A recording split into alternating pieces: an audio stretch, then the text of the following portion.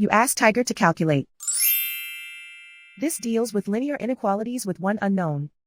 The final result is x equal or greater than 11 over 3 equal or greater than 32 over 3. Let's solve it step by step.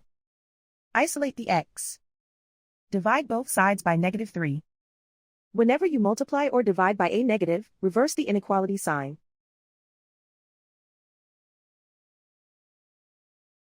Cancel out the negatives.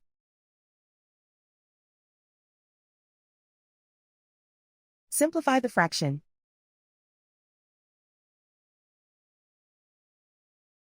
Cancel out the negatives.